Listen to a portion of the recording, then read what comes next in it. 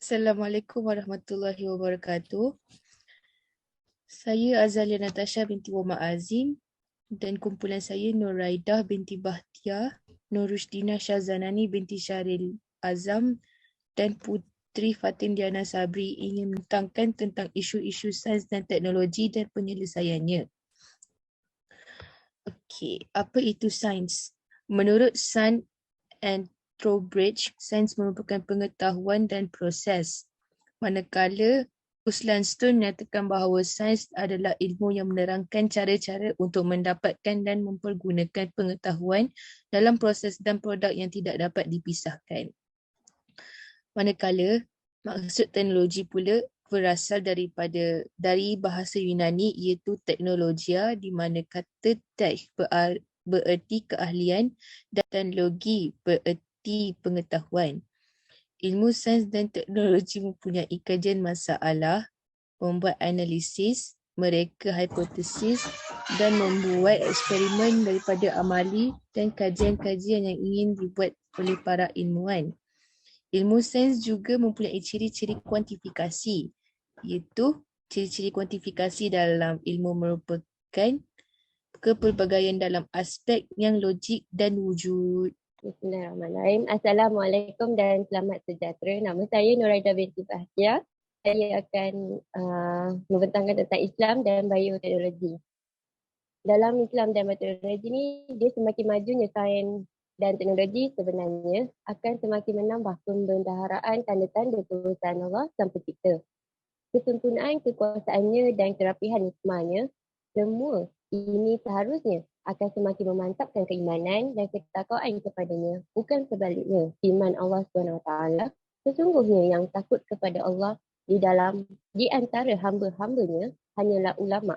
Sesungguhnya Allah Maha Perkasa lagi Maha Pengampun. Dan sesungguhnya dalam penciptaan langit dan bumi dan silih bergantinya malam dan siang terdapat tanda-tanda bagi orang-orang yang berakal, iaitu orang-orang yang mengingati Allah sambil berdiri atau duduk atau dalam keadaan berbaring dan mereka memikirkan tentang penciptaan langit dan bumi. Berkata, Ya Tuhan kami, tiadalah Engkau menciptakan ini dengan sia-sia, Maha Suci Engkau, maka peliharalah kami dari siksa neraka. Seterusnya, Islam dan pendidikan alam sekitar. Al-Quran menyatakan bahawa dalam penciptaan manusia, Tuhan menciptakan alam sekitar terlebih dahulu. Turut dijelaskan juga bahawa alam sekitar sengaja dicipta untuk kemudahan bagi manusia. Firman Allah, ialah yang menjadikan bumi ini untuk kamu sebagai hamparan dan langit serta segala isinya, sebagai bangunan yang dibina dengan kokohnya dan diturunkannya air hujan dari langit, lalu dikeluarkannya dengan air itu berjenis-jenis buah-buahan yang menjadi rezeki bagi kamu. Maka janganlah kamu mengadakan bagi Allah sebarang sekutu, padahal kamu semua mengetahui. Surah Al-Baqarah. Dalam wacana Islam yang bersumberkan Al-Quran dan hadis yang selalu dikemukakan ramai ilmuwan Islam berkisah pada 3 perkara besar, iaitu wacana teologi, kepercayaan terhadap Tuhan, wacana syariah, amalan perbuatan yang diambil dari Al-Quran atau hadis seperti solat, puasa, wudud dan urusan jual beli dan sebagainya. Yang ketiga dan terakhir, wacana tasawuf, melibatkan urusan hati manusia bagaimana hendak memastikan manusia menjadi baik dengan sebenar, bukan kerana berlakon dan buat-buat. Seterusnya. Nama saya Nurushdina Syazanani. Saya akan menceritakan tentang senaman yoga dan pandangan Islam terhadap yoga. Pada pandangan Islam tentang senaman yoga ini, kebanyakan gerakan yang dilakukan di dalam yoga berdasarkan unsur dalam agama Hindu, lalu dikhatiri boleh membesarkan akidah masyarakat yang beragama Islam yang mengamalkannya. Datuk Noor Gandut mengkritik persoalan ini yang membabitkan umat Islam berkata, senaman yoga ini perlu diharamkan kerana ianya bercanggah dengan akidah, syariat serta akhlak Islam dan wajib ditinggalkan oleh individu yang mengamalkannya. Pengharaman ini berdasarkan hadis Rasulullah SAW daripada Abu Muhammad Al-Hasan bin Ali bin Abi Thalib. Rasulullah SAW bersabda, tinggalkan apa yang meragukan kepada apa yang tidak meragukan. Saya Puteri Fatin Diana ingin menerangkan dorongan Islam kepada aktiviti sains dan teknologi ergonomik.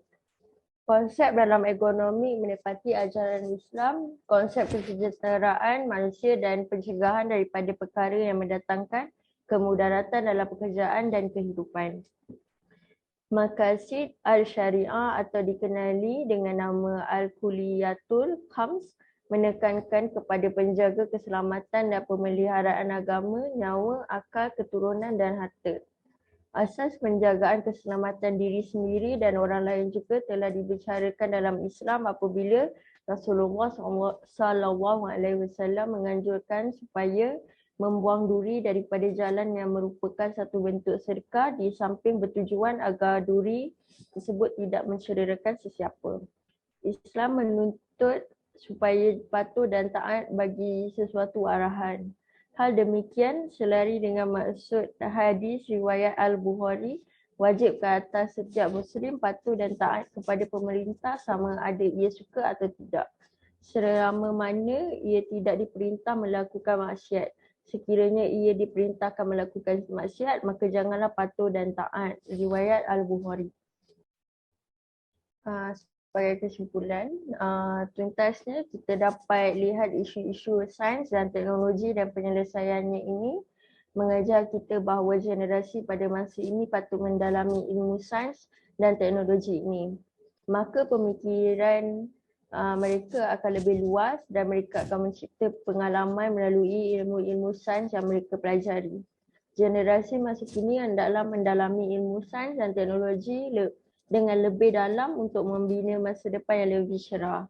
Peribahasa Melayu ada menyatakan bahawa belakang parang kalau tak diasah, lagikan tajam, merupakan impak yang positif untuk generasi muda yang gigih belajar tentang ilmu-ilmu pengetahuan yang ada di dalam dunia ini. Kita juga perlu seimbangkan dengan mengukuhkan lagi ilmu agama untuk mendapat pelbagai maklumat tentang bagaimana Allah SWT mencipta alam sekitar ini. Allah SWT telah menerangkan bagaimana proses bumi diciptakan dan bagaimana terjadinya manusia di dalam Al-Quran. Sekian, Terima kasih buat kami.